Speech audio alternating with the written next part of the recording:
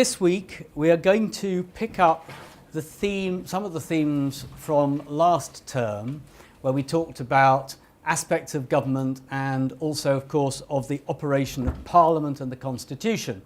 And, of course, within that there is always, particularly in Britain with this very long evolved constitutional political system, the question of reform, and indeed how such systems are reformed in a system which has grown incrementally, which doesn't have a written constitution, and where Parliament itself, of course, is very powerful. We heard about the sovereignty of the House of Commons, or sovereignty of Parliament more generally, and begging the question of how an institution such as Parliament can reform itself, because it's difficult to think of any other way of Parliament and indeed the institutions and machinery of government being radically reformed without Parliament assenting to it. And a number of issues have been raised in earlier weeks. Reform of the House of Lords. You'll all have heard about the questions about whether there should be fewer MPs. I'm not sure we have touched about on that yet, but whether there should be fewer MPs. Let's say what the boundaries should be, issues of that kind. Now, I don't want to talk too much about what we're about to hear about, because today's lecturer is an unusual figure. He's a former Member of Parliament for the Labour Party, Tony Wright. He was the MP for Cannock Chase, which, as he was just saying to me, sounds like an idyllic rural area, but is actually largely an urban place with one idyllic urban, I'm slightly paraphrasing here, one idyllic rural place within it. He's also unusual, he's particularly unusual in that he has both been a Member of Parliament, latterly the high-profile and, if I can spare his blushes, very successful chair of the Public Administration Select Committee, but he's unusual in the sense that he was originally an academic, has written a number of books, large number of books, and has continued, having retired from the House of Commons, as an academic at UCL and Birkbeck. So he is unusual in both having been a practitioner, still very much on top of the issues that his select committee so prominently debated, and are still being debated by his successors, in fairness, but also with an academic background as well. So, Tony Wright. Thank you very much. And do feel free to intervene, he said. Do feel free to intervene, Sorry. he said. Sorry. I was just, all that is sort of partly true. What he didn't say was I also was a student here, and that an awful long time ago, and I studied government here, and I did my finals in 1970.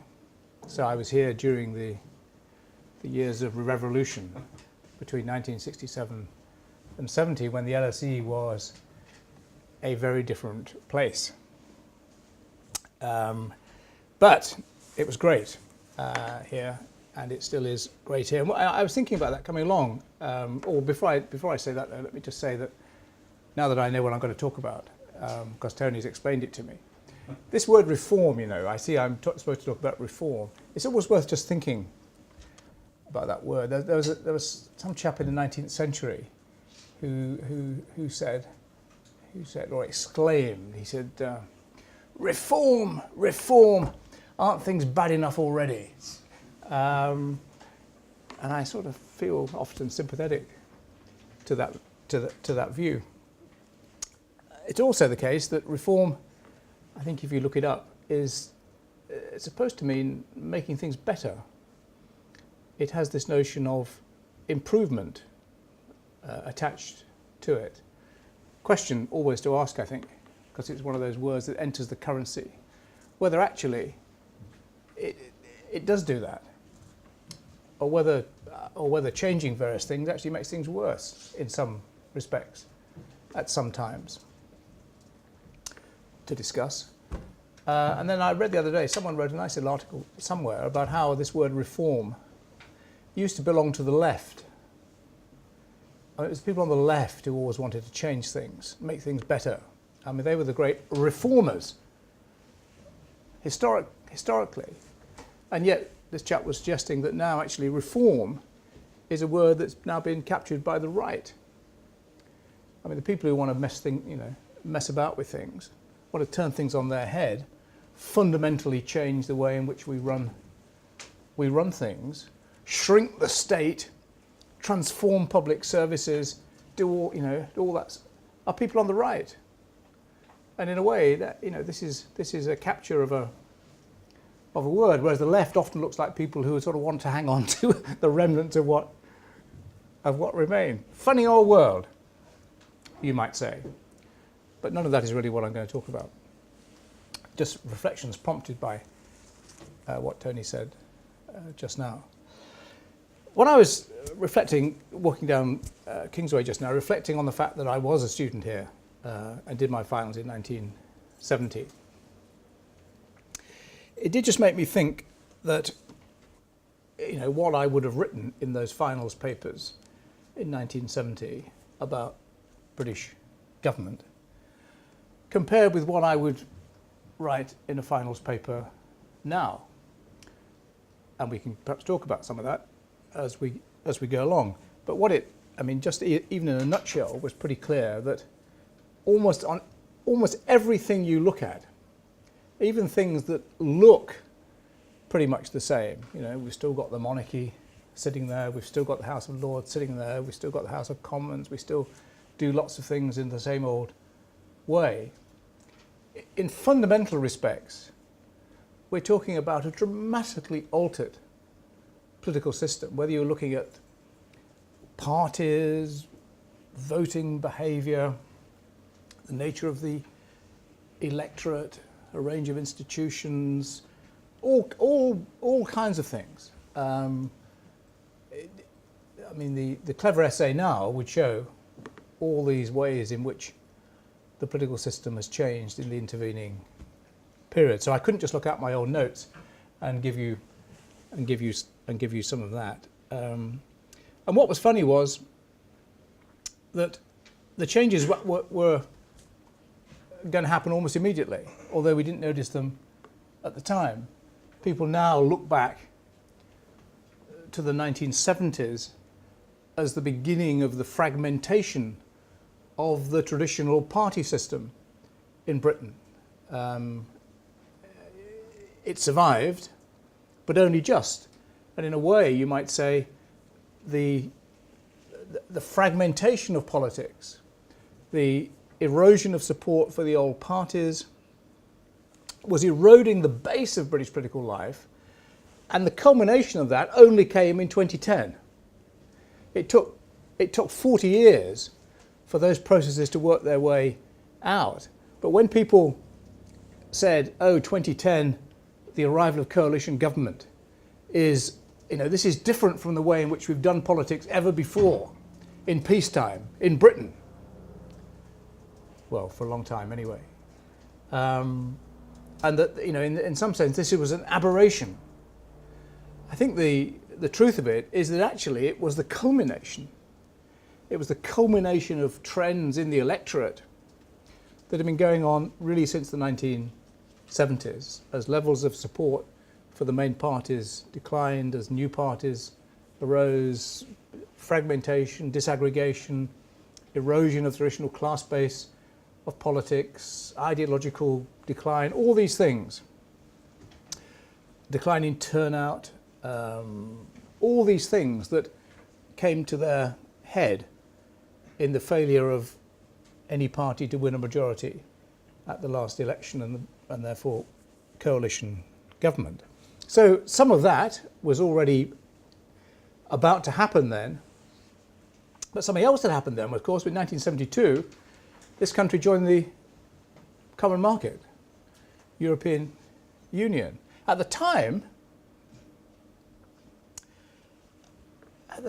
that didn't seem such a very big deal. Well, it didn't, because there were divisions within parties, but all the party leaderships believed this is where the economic future of this country lay. And the implications of what was done in 1972 and then confirmed in referendum in 1975 only started playing themselves out a great deal later.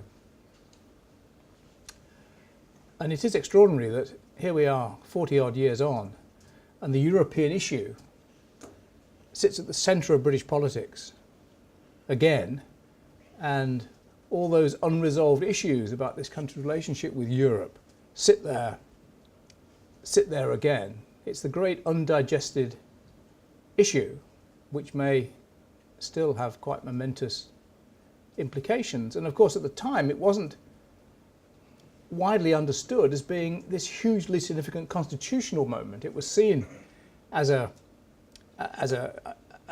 economic moment. That is, did the British economic future post-empire require us to belong to this new European club that we hadn't joined at its beginning? And the consensus was that if we wanted an economic future, that's where we'd better go.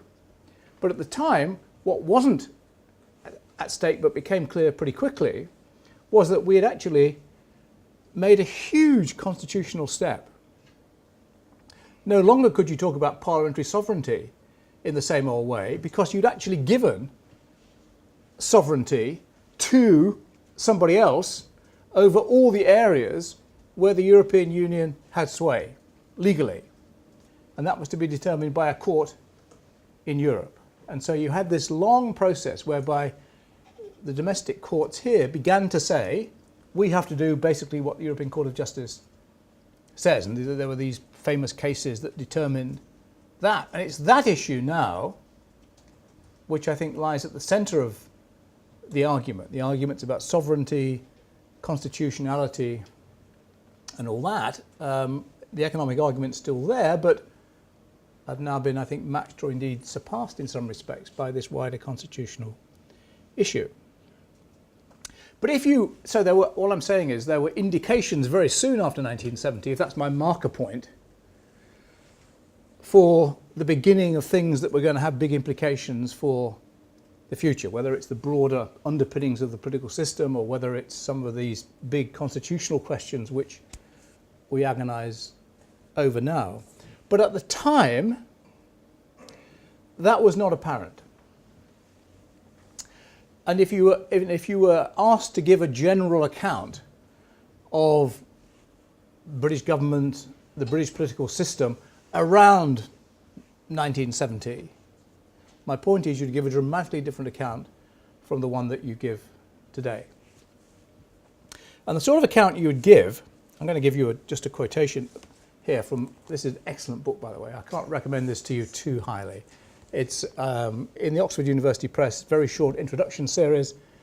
This is one on British politics written by yours truly. Second edition out this year, just out. It comes with a guarantee that you get at least a 2-1 if you buy this. Ridiculously cheap, very, very short. And I quote in here from someone who was, for a period, I can't remember the exact years, but it was around 1980s, the American ambassador in this country. And he wrote a very nice book called Over Here. And in the course of writing that book, he just describes what it's like for an American reared in the American constitutional tradition, separation of powers, all that, to come and experience at first hand the political system in this country. And I think it's a nice quote because it fixes it in historical time and it gives you the measure of what has altered since then. And this chap, Raymond Seitz, says, coming from this kind of fractious federal background, an American arrives on British shores, astonished to discover how unfettered a modern British government is. When I first lived here in the mid-1970s, it took me a long time to understand that a British government with a simple majority in the House of Commons can do pretty much what it wants to. If the party in power can count on having one more warm body in its lobby than all the other bodies combined in the other lobby, there is nothing to prevent the government having its way. I kept looking for constitutional checks and institutional balances that could stay the will of a British government, but I could find none. In face of such arbitrary omnipotence, I could suddenly imagine myself as an American revolutionary, grabbing my flintlock from the wall above the fireplace and rushing into the forest to take a few pot shots at the redcoats. And I like that because, I mean, many of us at the time actually were trying to say the same thing, less eloquently than that. But the whole critique, really, that began to develop about what was wrong with the British system of government really had that kind of description at its centre. And it was a critique which said, as he says, here is a system where governments have too much power. The executive has too much power in the system. There aren't the institutional checks that normal systems have. I mean, there's a hereditary compliant House of Lords. The courts have to do what governments say. The electoral system delivers a majority government. That majority controls the House of Commons. Basically, people in the House of Commons do what they're told. They vote for their parties. So that if you do just simply have a parliamentary majority in this country, as he says, you can pretty much do what you want. Nobody can run to a constitutional court and say you can't do that because it's unconstitutional. You're not hemmed in by people who come brandishing charters of rights and say you've breached my fundamental rights. You basically, with a majority, which the electoral system delivers, had pretty much unfettered, unconstrained power. And here, and it was possible in historical terms to see why that was so, because we'd always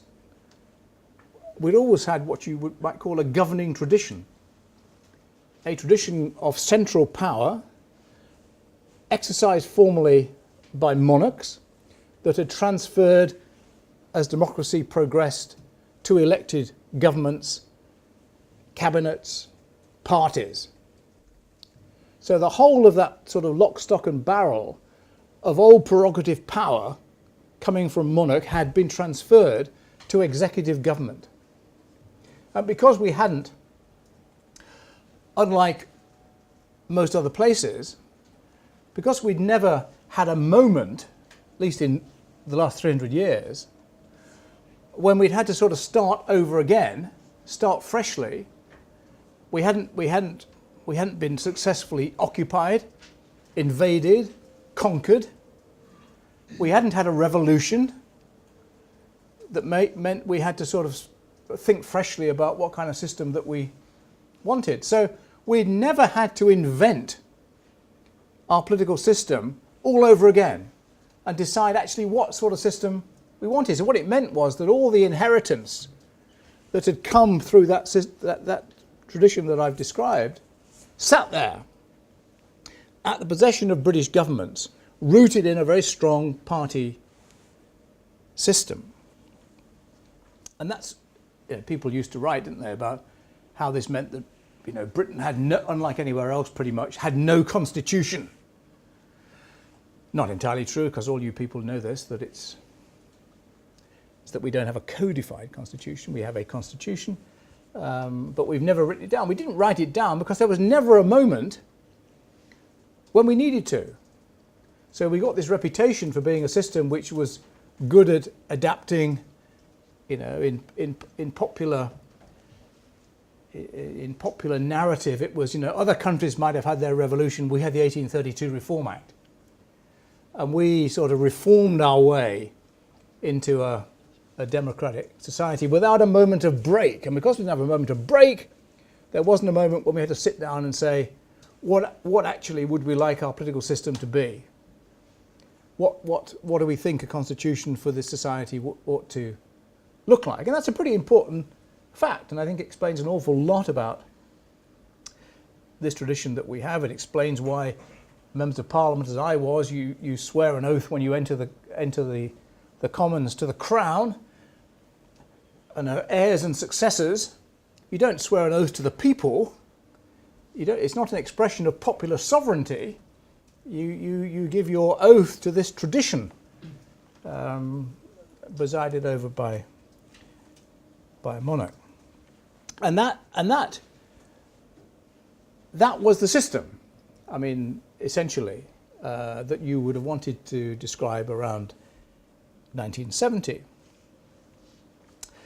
and it led to a developing critique about why that had defects, and why in particular it gave too much power to governments, not enough checks on them, not enough power to Parliament, and not enough other institutions that could restrain what government could do.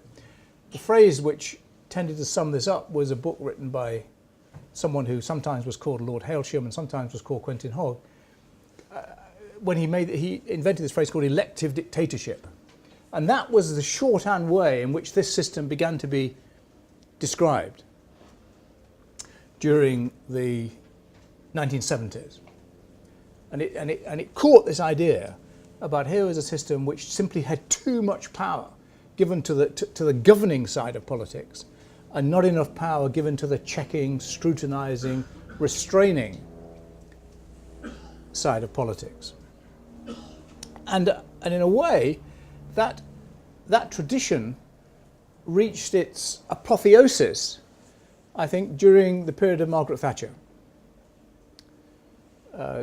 During her tenure as Prime Minister from 1979 through to 1990.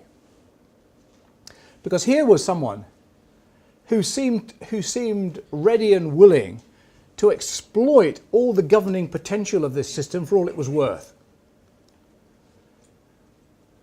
And certainly those who shared her political values in America, for example, the Reaganites, the right in America, used to salivate at the way in which Mrs. Thatcher basically could have an idea, as it were, in her bath, and then get it through the House of Commons the next day. I exaggerate, but this is back to the Sykes quote about warm bodies. I mean, the ability simply to get warm bodies through House of Commons division lobbies meant that you could do all these things. I mean, you could engage in this dramatic program of privatisation. You could direct these assaults on the trade unions. You could do all these things which people in America, on the American right, wanted to do, but because of the difficulty of governing the United States, the fact that basically, as you know, the American system is designed to stop you governing. Here, it's designed to enable you to govern. No wonder people looked here, if you like what was going on, for governments which had as it was always said, the ability to govern. Governments with the ability to govern. And Mrs. Thatcher, who wasn't detained by all kinds of niceties, wanted to use all this power that the British system provided to run through the programme that she believed in. But the effect of, and remarkably successfully in all kinds of ways. But the effect of that was to produce more interest, certainly amongst her opponents, in how this system, how this country was governed, than there had been, since really before the First World War. There'd been a period of constitutional quiescence for the great bulk of the 20th century. This had not been an issue. Issues about governance in Britain had not been there, but they revived, and you started having a movement and a set of ideas that started talking about constitutional reform. What is wrong with this system that enables one party with not yes, with a majority of MSPs, but not a majority of people, to enable to do these sweeping things without any real resistance. And suddenly the left, who previously had mainly been interested in getting their hands on the levers of power, when during the 20th century the left had got interested in constitutional questions like in the 1930s, what they really wanted to do was get their hands on this system and how you could in fact exploit it even more. But here, really I think because of the Thatcher period, you had people starting to say, actually there must be something wrong with this system. We don't really have enough checks on how governments can operate. Shouldn't we do more? And we had movements like Charter 88 develop, and quite a constitutional reform movement. And it suddenly, the sort of progressive orthodoxy became, we've got to do something about this system that so concentrates power that it enables rule to be exercised in this sort of way. And so, to cut a long story short, we had a revolution. You may have missed it. But that is how the period after 1997, when the Labour Party came into office, you will find described by constitutional historians, simply because of the scale of what was done.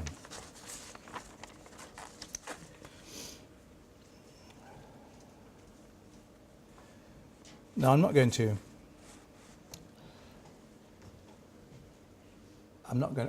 mention them, but I'm not going to run through these in any great detail, except to give an indication, just to prove the fact that I'm not making this up. Historically, it will come to be seen as a moment of extraordinary constitutional change. What's kind of ironic about it is that it was presided over by Tony Blair, who didn't really believe in it. I mean, he had little attachment to it. He thought it was useful in generating a progressive agenda, and B in sort of keeping people on side. But it wasn't in his bloodstream. He was far more of a Thatcherite, really, in the sense of wanting to use this system. He's far more interested in how you can use government than how you can constrain it. And so I said there is a paradox here, I think, that is fascinating. That here you've got a Prime Minister who will go down in history, well, go down in history for many things. Let's not go there. But will, whether he likes it or not, go down in history as someone who presided over a great period of constitutional change, the greatest for a long time, who didn't really believe in it. And when you read his memoirs now, which are very nice to read, by the way, if you haven't read them, unlike most politician memoirs, they're very readable. He spends a lot of time sort of unsaying his belief in the, I mean, if you read him on Freedom of Information, for example, he says, I was a nincompoop. What kind of nincompoop was I for doing this sort of thing? Because it just made governing a lot more difficult. So there's an interesting sort of personal side to this.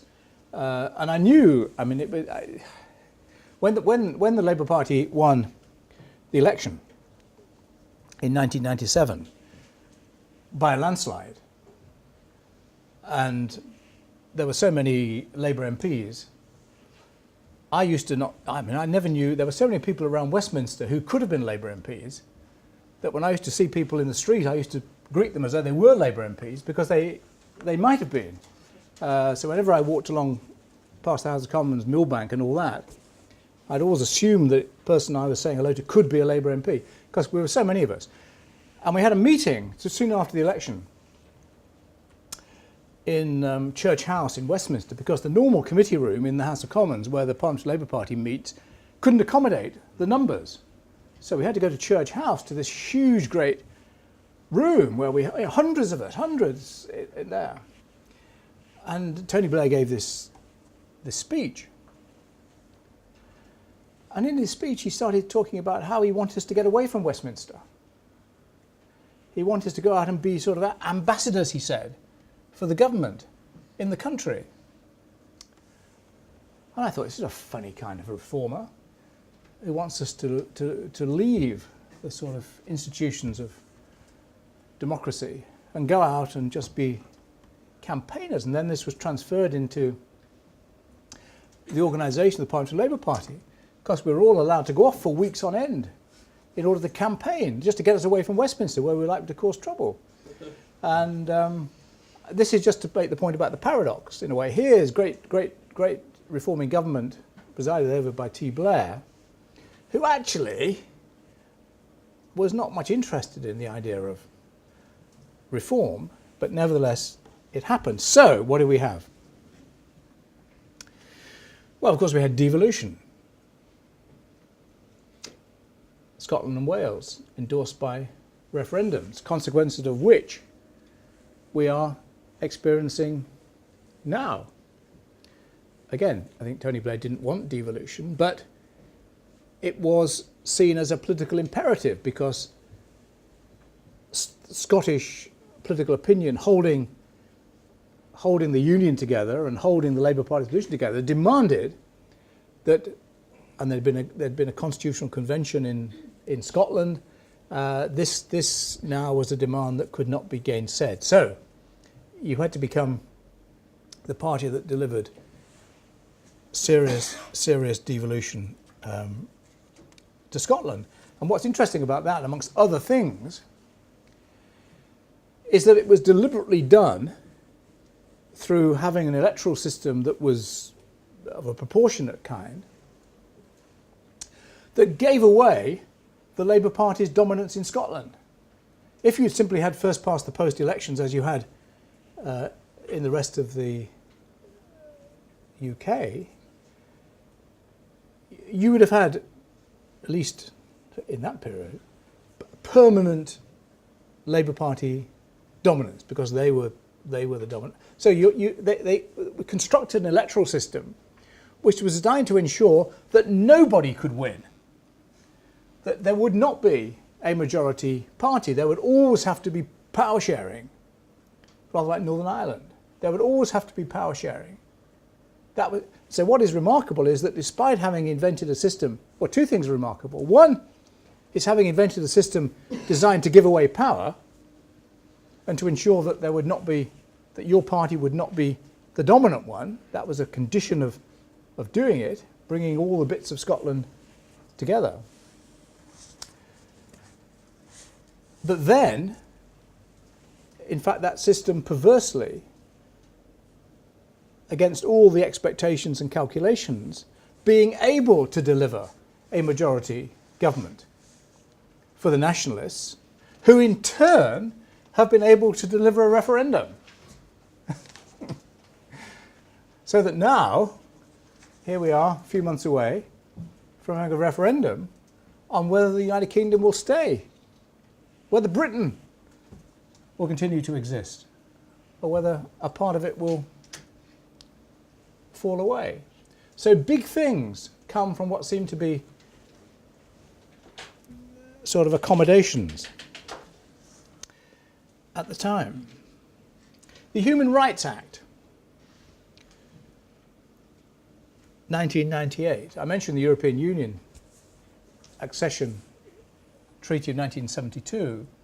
This sits alongside it, because just as joining the EU gave a primacy to European law in the areas that it covered over domestic legislation, so that courts had to do here what Europe said, fundamental constitutional change.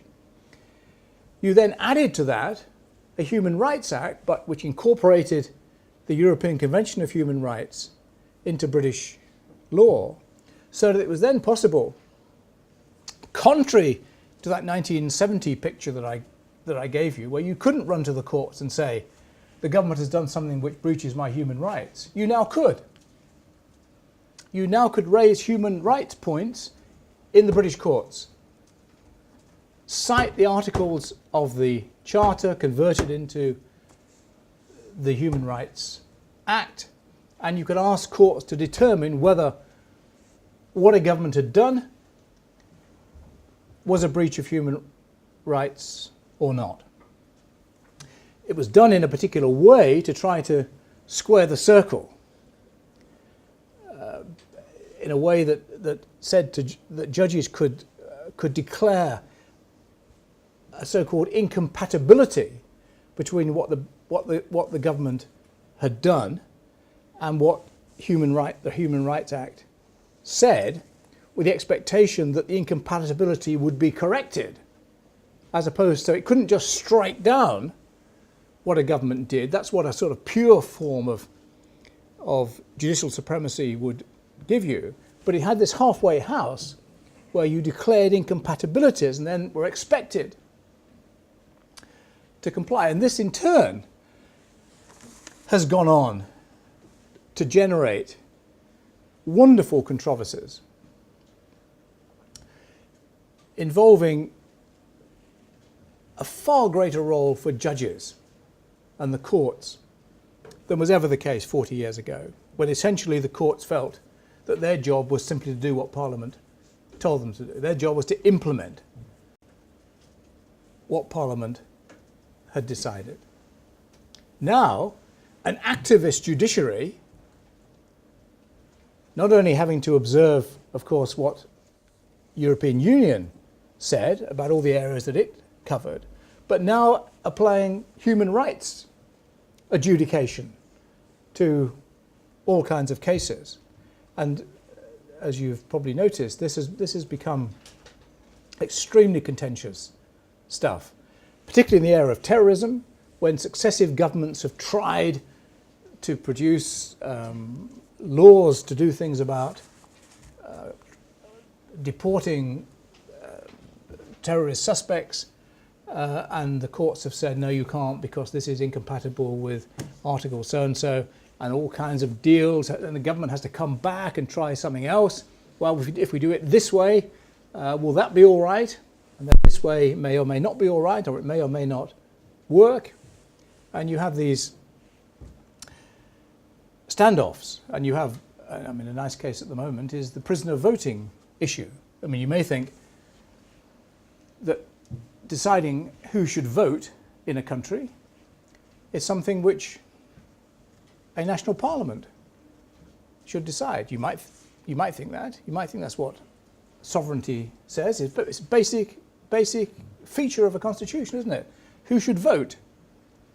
And certainly here, the assumption has been that this is something that Parliament will decide. This is what where the law will be made, and that's what the law will be. But prisoners have taken to the European Court human rights provisions, the fact that blanket ban conflicts with provisions of the human rights legislation, and the Strasbourg Court has said to Britain, oh, well, you've got to change your law to have a far more discriminate and proportionate approach to this, by describing the basis on which some people can and vote and some people, you can't have a blanket exclusion of prisoners. So you have this wonderful argument going on between the politicians, and the House of Commons has voted on this once or twice to affirm its own position, and eventually, no doubt, some kind of compromise will be done. So hugely significant. I mean, not just a sort of transient thing, but something which durably affects the relationship between the different components of government and the rights of citizens that is quite different from the way in which, now here, you know, so no longer can you begin to say, here's a system which is unfettered, unconstrained, no checks and balances. We're piling on the checks and balances. We're saying a government can't legislate on things that belong to Scotland, for example. We're saying a government can't do things that the judges won't let you do. We reformed the House of Lords. Well, partial reform of the House of Lords, removing the hereditary element. Don't ask me why we still have a hereditary element in the House of Lords, but removing the hereditary element and then proposing a further stage of reform which has not yet arrived for all kinds of reasons. But the effect of that is the removal of the hereditaries has actually strengthened the House of Lords, because the House of Lords now feels far more legitimate in challenging governments than was the case before, because the thing which undermined its legitimacy has been removed. So it's a far more stroppy place now, far harder for governments to control. So it's another bit of the system which, because of partial reform, has made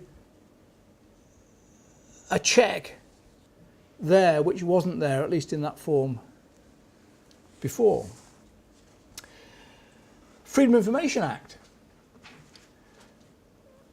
I mean, this is the thing that Tony Blair is so cross about having done. And I was, the committee that I chaired was very involved in looking at this legislation in draft, and the government came forward with this, and it was thought to be not strong enough, and we campaigned and we made it stronger. We actually turned up. This is, I think, still not widely recognised, with now one of the most effective freedom of information regimes in the world, because we inserted a public interest test. You know, you have to decide what are the grounds for disclosure, what are the grounds for withholding, and then the ability to apply a public interest test to decide where the decision should go, and an information commissioner to decide. So now every public body is able to be FOI'd. And I remember at the time, the campaigners for FOI saying, this is not going to be, it's going to be very, very small B, you're going to find a few people interested in this sort of thing, and assuring the government. But in fact, it's entered the culture. There's scarcely a day goes by without FOI producing some, I mean, it's paper. Paintings in the House of Lords. This today's story about, you know, how much, £250,000 was it? Spending £250,000 on doing pictures of politicians. There's a picture of Diane Abbott on the front of The Guardian today, and I mean, not a very nice picture, was it? But that came from the Evening Standard doing an FOI request. I mean, it provides wonderful fodder for journalists, and certainly if you, and I speak as an enthusiast for FOI, and one of those who in some ways have responsibility in this area. But it's certainly true if you talk to people in all kinds of organisations around the land, local government and health bodies, almost anybody, they will lament the impact of FOI on their work because of the relentless pressure of requests. I sit on the body called IPSA, which is the body that sets MPs' pay. You've probably been looking at this, that we've suggested MPs should have a hefty pay rise, and it hasn't been greeted with universal approval. But we're faced. I forget which newspaper it is. Someone has put in a FOI request to see not just to have the annotated material that we produce, but in fact to see every receipt. And this will be back over several years. And I think it would cost £4 million to do that. Our whole budget is £6 million. I mean, it's at some stage in the court process now. But I mean and I have to say, you have to assess the nature of the gain against the nature of the cost. But anyway, it it is, the point I'm making is that it's been a very, very powerful piece of legislation that, again, if you back to 1970, one of the ways in which it was familiar to describe British government was secretive. I mean,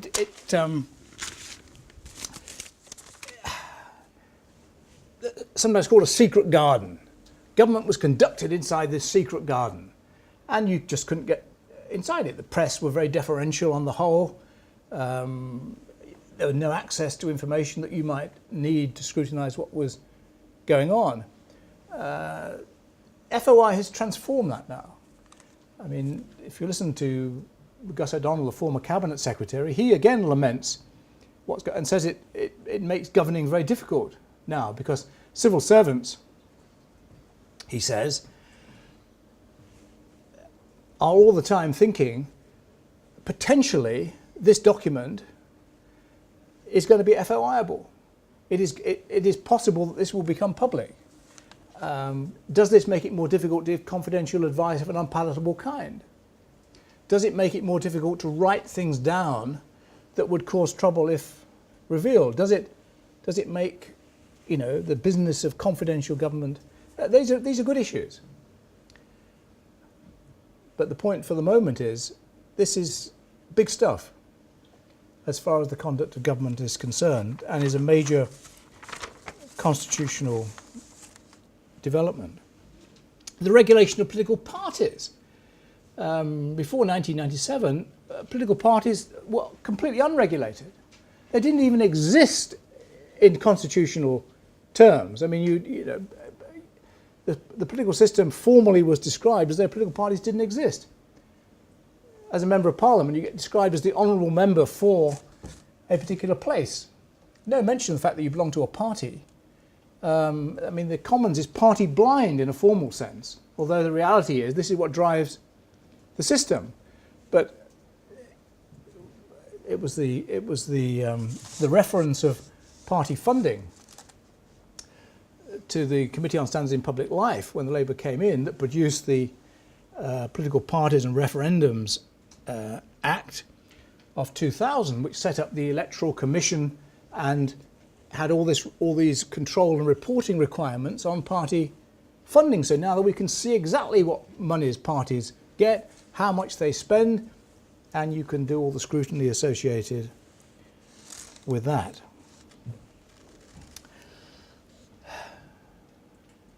Electoral Commission. Pardon? Electoral Commission as well? Yeah, I mentioned it just now, Electoral Commission. I mean, there are other things. I mean, I'm just giving you the headlines, but it depends what you think is constitutional or not.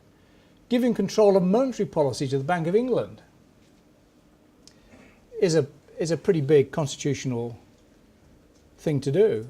That was seen as the masterstroke by Gordon Brown and Tony Blair, so that you immediately make the Monetary Policy Committee of the Bank of England this big constitutional player, because these are the people now who control interest rates.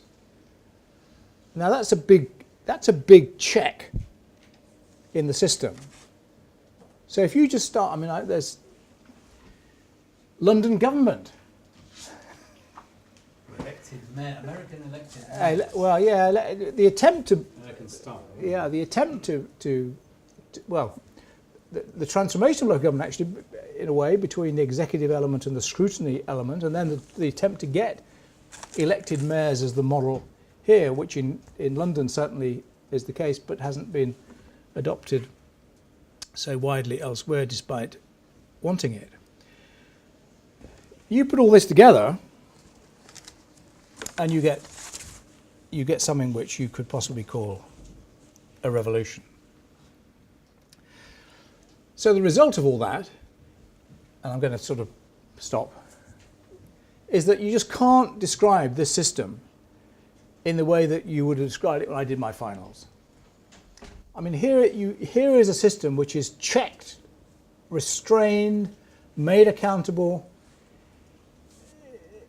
in all kinds of ways. And when the coalition government came in, what it did, it produced what it called a cabinet manual. It doesn't sound very exciting, but actually it was a writing down of all the things we know about how this system of government is supposed to work. And that's quite a radical thing in a way, as we don't do that sort of thing. So it's not a constitution, but it's a staging post to a constitution. But here's all this stuff written up. Go and look at it, Cabinet Manual. And what's funny about this was not only that Tony Blair didn't believe in it, but there was no plan behind it. Somewhere, I'm not sure if it's in this little book or somewhere else, I talk about when being at a seminar when the Labour government first came in, Anglo-German seminar. And it was my job to describe all the things that the Labour government was going to do in constitutional terms. So I went through the sort of prospectus. And there was a German professor who got up at the back and he said, it's all very interesting, he said, but there is a plan. And I had to say to him, well, we don't have a plan. We're just going to do one thing, and then we're going to do another thing, and we're going to see how it turns out.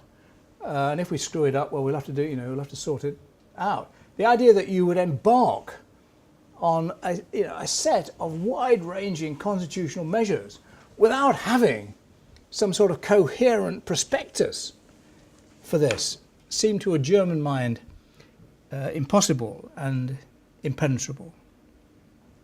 So here we are. I'm going to just wrap up now. Here we are. We've got those reforms playing themselves out. We've had the coalition try through the Liberal Democrats to introduce some further reforms unsuccessfully. The failure of the alternative vote. What we have got is fixed-term parliaments. The failure to reduce the numbers in the House of Commons because of the breakdown of the deal on the House of Lords. But you could argue that we do have a very different kind of governing system, very different kind of political system than we had 40 years ago, which is not to say that there's not all other kinds of things to be done. I can give you a whole list of those. But you can't describe the system in the way that you could describe it all those years ago. I'll give you a couple of quotes to end with, both from books that I think are extremely good. One by Anthony King called The British Constitution, which is a very, very elegant book. And he writes there this: the long era of constitutional continuity portrayed in the old textbooks is now ended. Continuity and gradual evolution have given way to radical discontinuity, and the traditional British Constitution no longer exists. And then the second quote comes from Vernon Bogdanor, the great constitutional guru, from his book called The New British Constitution, where he says, in Britain, constitutional reform has cut power into pieces. Britain is in the process of becoming a constitutional state. Discuss. Right. Thank you very much.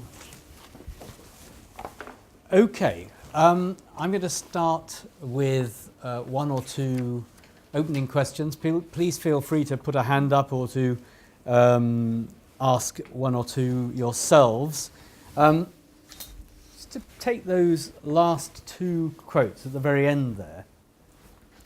I mean, clearly there has been a discontinuity, radical, arguably. Certainly Anthony King argues radical.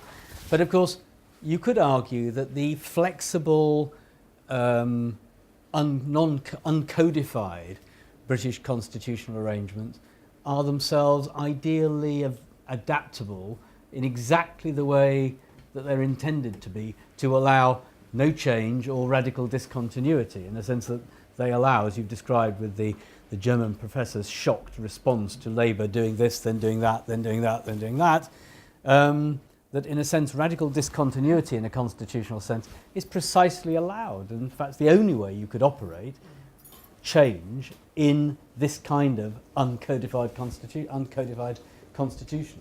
Yeah. That is a powerful argument, and it's one that, and I share much of it, that actually, and it's the one that's been traditionally, the great Professor Dicey, who you'll come across if you read constitutional stuff, talked about the British system. He called it the most flexible polity in existence. And what he meant by that, unlike these rigid, a word that he used a lot, unlike these rigid continental constitutions, which are so sort of bound in by rules they can't adapt, we have the system which is able to it. And that is a powerful argument. I mean, there's no question that having an uncodified constitution means that it does give you the ability to evolve and adapt. And you see that, you know, in all kinds of ways. You take the vote on Syria a few months ago. Very important moment, actually, when the House of Commons prevented a government. I mean, I haven't talked about the House of Commons very much, but perhaps we will now. But the House of Commons prevented a government going to war. Made foreign policy, unusually, or international policy. Big stuff, big stuff. And the reason I mention that is that there is a history to that, which is at the time of the Iraq War, which some of us didn't support. And we demanded that Parliament should vote before military action was taken, and extracted a commitment that Parliament would vote. And so we had this very sort of historic day when Tony Blair makes his great speech, and it's not clear how many Labour MPs are going to vote and how many are not, but the Conservatives are going to support him, so there's no doubt about the outcome. But if it had gone down, he'd have had to resign and all the rest of it.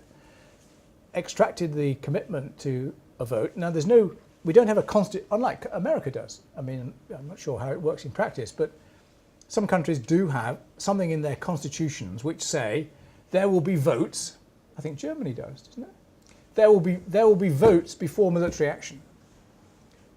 We don't. What you did get was political pressure.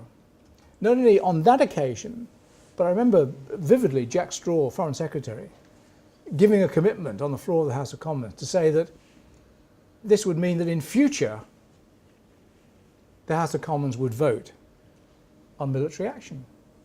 So when it came to Syria, there was a political obligation for the Commons to vote, but in a way which didn't actually mean that you had to conform to the terms of a constitutional code, but you had to respond to the politics of the moment with a convention having been established. And there are advantages in doing it that way, and I suspect you would do it that way until you run out of options. But wasn't that, though, in part in this particular occasion because of the relative weakness of the discipline within the current government, particularly within the Conservative Party's own backbenchers? Because the way you described, in a sense, that Labour, when in power, and it's true it was backed by the Conservatives, was able to discipline itself, whereas arguably since then, and I'm not making a point about the Conservatives, perhaps party discipline, certainly for the current government, even within each of the coalition parties, is weaker. Yeah, well, that enables me just to make, because if we're making a list, which I was sort of doing, of all the ways in which governing is more difficult now, there are far more people trying to stop you governing now than there were before. In a way, you probably have to certainly add that. Well, I mentioned the laws, but you should probably add the House of Commons to that list now. Those people who study the behaviour of parties in the Commons and so-called dissidents, the person who studied it historically most was someone called Sam Beer, an American political scientist, and he said, I think it was 1962, back to my sort of period of reference, he said, there's no point measuring this anymore now because party cohesion is so absolute in the British system. You know, there's just no point doing this measuring anymore. And of course, no sooner, it's always the case. No sooner has someone said something, then usually it ceases to be true. And gradually, and again, from the 1970s, it began to happen. You got a rising graph of parliamentary dissidents, and now you've got the people who chart it. Philip Cowley in particular, and you've got a website, you go and look it all up. But the Blair government had greater levels of political dissidence than you'd seen ever before in modern times, to the extent that when Iraq came, I think a majority of the PLP just voted against.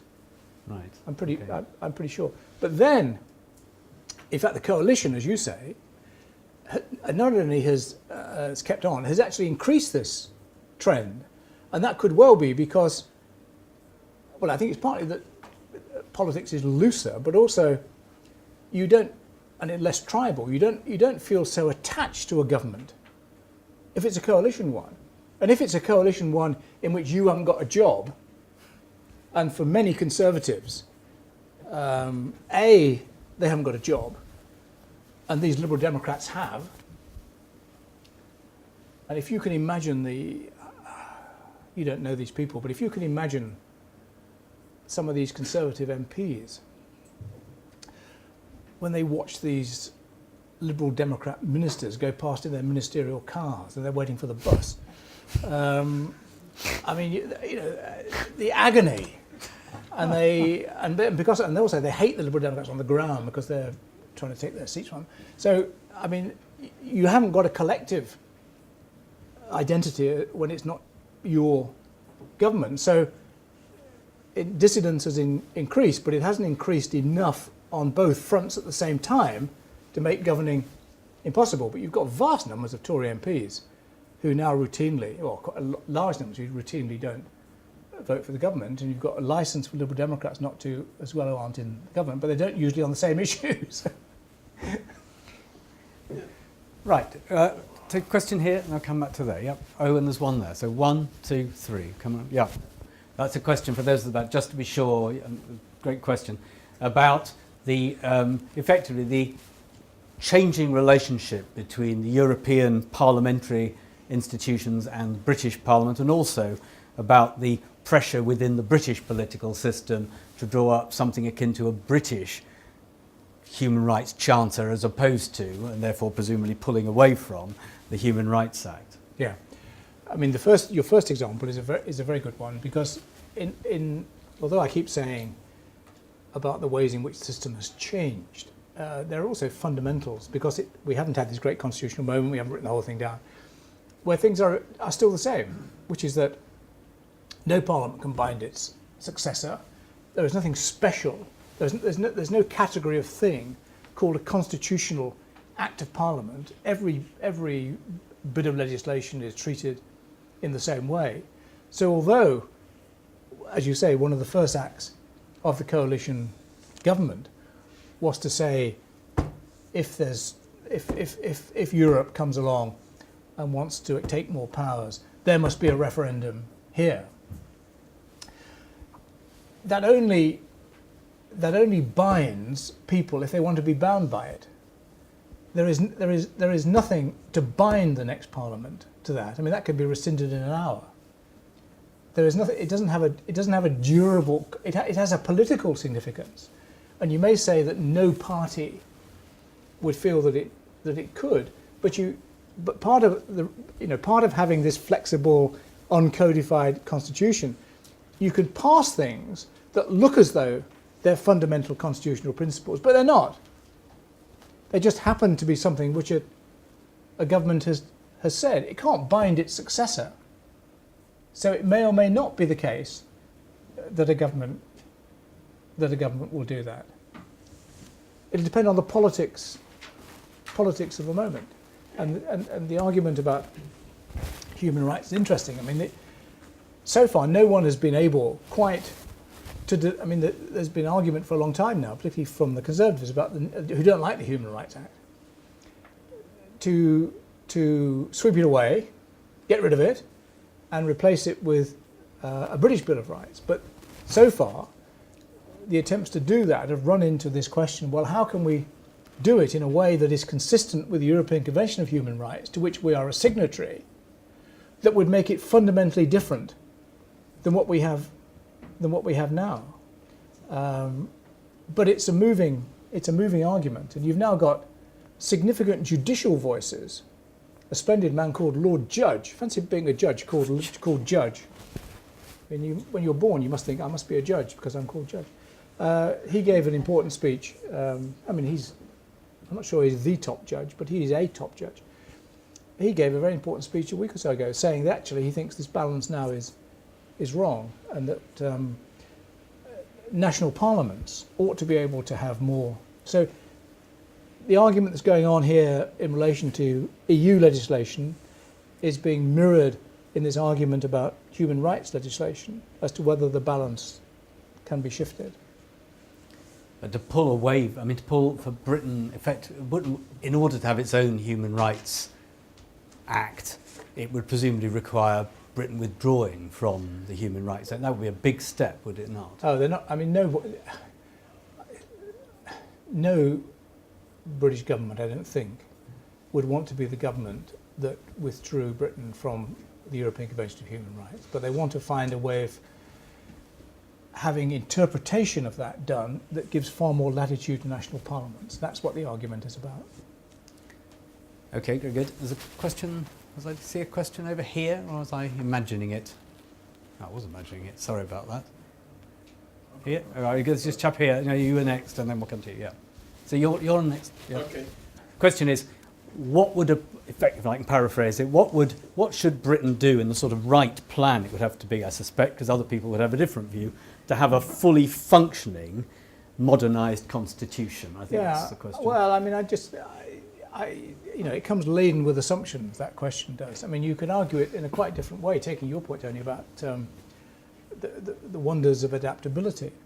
I mean, just in the Evening Standard tonight, there's a headline in the Evening Standard saying, for vast numbers of people, well, lots of people in London now, the increase in their property value is more than they get from going to work. They just have to sit around waiting for their property to increase in value. Which is great for those who've got some property, but pretty depressing for everybody else. But then he goes on to say, they quote some financial analyst who says, one of the reasons why Britain is such a magnet for all these foreign property buyers is because of its political stability.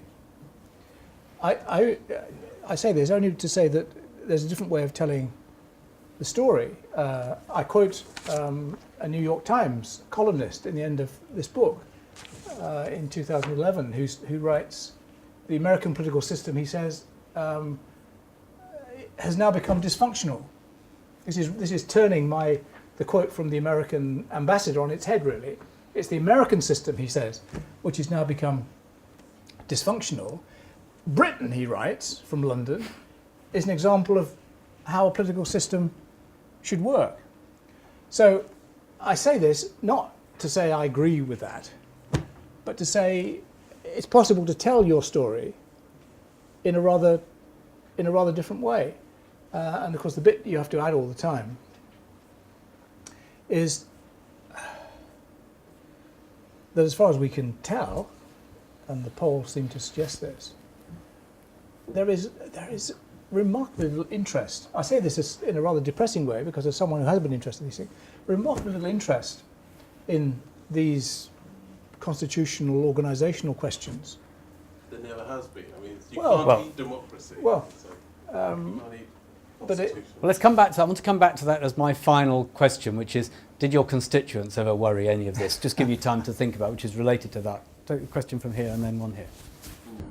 So I liked your point about maybe Tony Blair's government put through some reforms that we might regret now. I was kind of thinking about that, and I was thinking, well, perhaps some of these reforms have had like a reverse effect. Instead of actually diffusing power, making government less powerful, perhaps we made it more powerful. So some examples might be with central bank independence. I believe David Cameron was heard saying, in regards to like the housing bubble that might be happening, it's okay if prices are rising. We've given independence to the Bank of England. They'll deal with it. So it's a bit of blame shifting. Other examples, like I'm just going to put them in. Some would argue that the coalition government, it can kind of create a lack of clarity of responsibility. So I quite like that, even though it's a conservative policy to raise tuition fees, Lib Dems face the brunt of it. So again, it's another act of blame shifting, be able to get away with some sort of policy, not feel the fight back or the punishment from the voters in some sense. I've got one more example, which is I was thinking about the Freedom of Information Act, and you're talking about the paintings, and I like the word you use, fodder, and it's true, the journalists, they pick up on this fodder, and I think people talk a lot about the small issues and not the big issues today sometimes. So what do you think about perhaps some of these reforms that actually make government more powerful?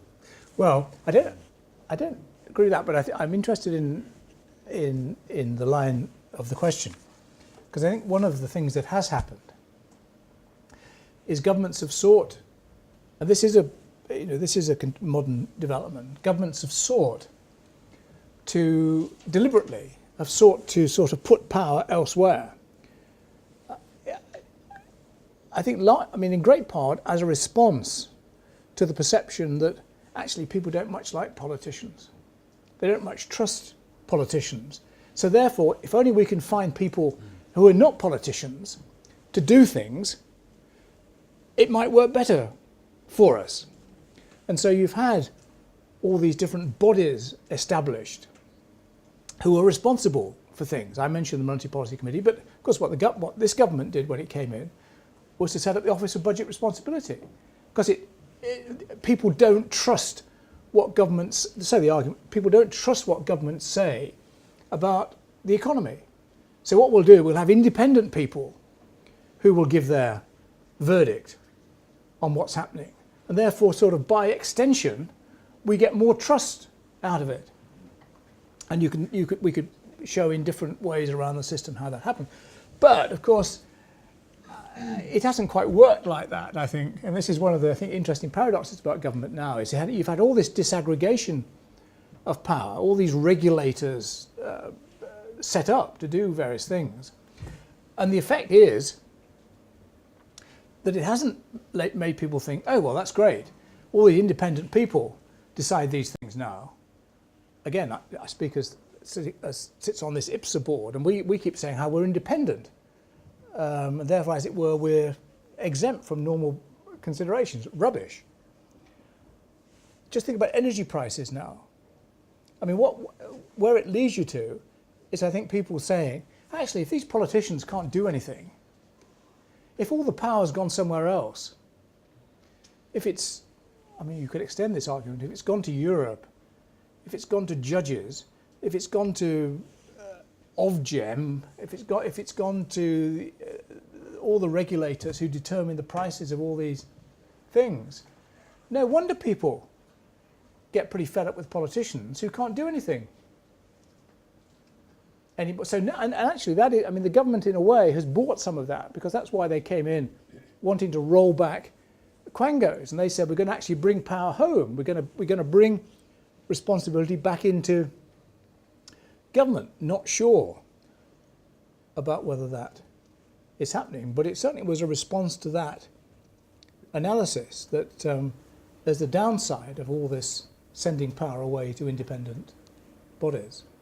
Great question, though, because there is a sense, there can be a sense in which spreading more power, which kind of could be thought to create more checks and balances, might also have the effect of making it easier for politicians, even if they're seen as less powerful and less effective, as saying, well, this is the regulator's fault. There's a problem in this hospital. Yeah, but let's get the care quality. But they don't get away with that. They can try it. Okay. But our political culture is such they don't get away with it. You've still got, as a minister, to be held to account on the floor of the House. It doesn't matter how you've organised the health service. It doesn't matter that you've got all these people, clinical commissioning groups, and all. The fact is, the political buck is going to stop with you. So in a way, what you've done is, as a way, you've given away the levers, but you still carry the can. But what's interesting, I think the charge against the British government now is not the old charge, you are too powerful. I think the charge now is actually you don't have the governing capacity. As somebody once said of a country, was it too strong yet too weak? And I will take a brief question here. Then we must stop. I'll come on to the closing question.